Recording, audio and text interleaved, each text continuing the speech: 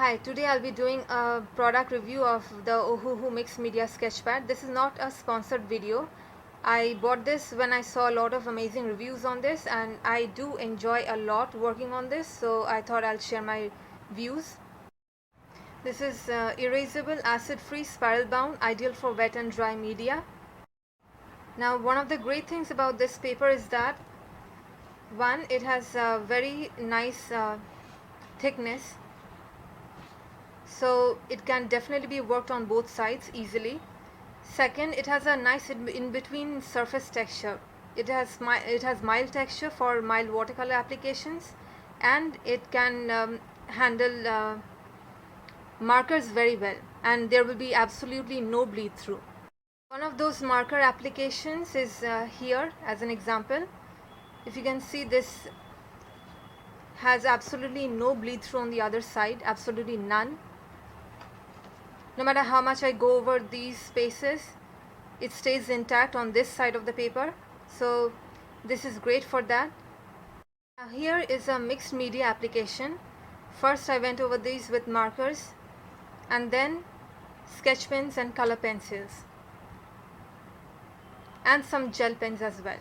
They all went very well on this paper, and this is some mild watercolor illustration. As you can see, the whole thing turned out to be very well. This page can take all of these mediums very well indeed. This is sketch, this is color pencil, this is highlighter pen, color pencil, watercolor, and watercolor. Then I would like to share this acrylic plus marker illustration. Mostly these are markers, and then a bit of acrylic application as well. This I did with marker and food colors, water-based liquid food colors. It turned out really well on this paper.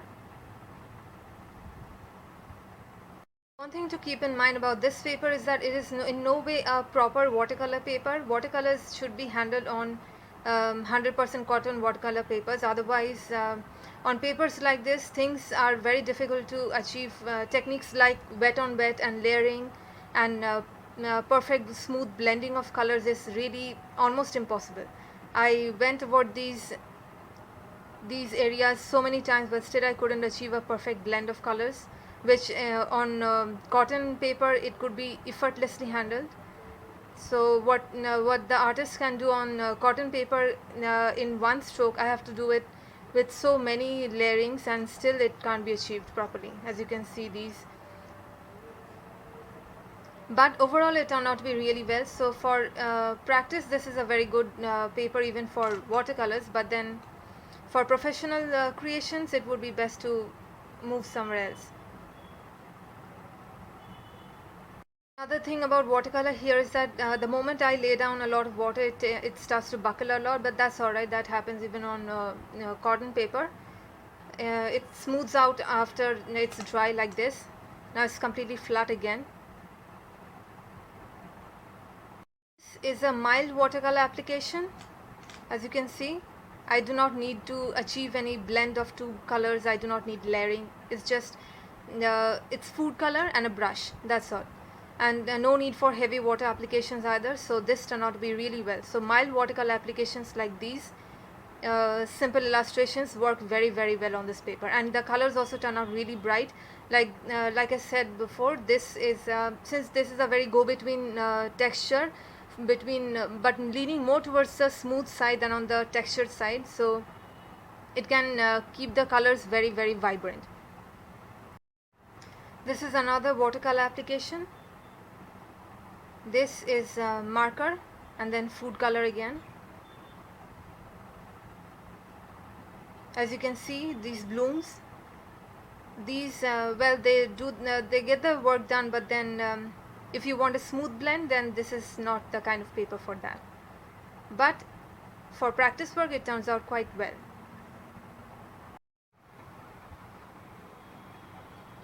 Another watercolor and marker application. Same here.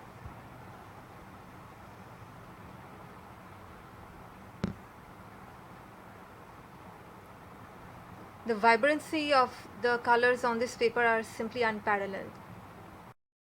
This is with marker and color pencil and markers. Markers go on best on this kind of paper. It just glides smoothly and it never feathers or bleeds. It feels like a charm working with markers on this paper. This is the final illustration for today on this book. This is Rosetta. All Disney fans would know her from Tinker Bell. Even though she and her world is all pink, I decided to do her in orange, and I think it turned out well.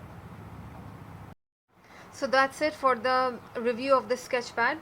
I hope I have given a good example of how this paper behaves on different kinds of mediums.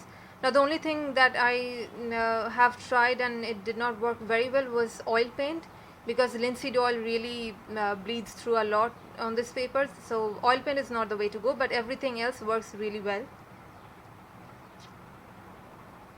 Thank you for watching this video and good day.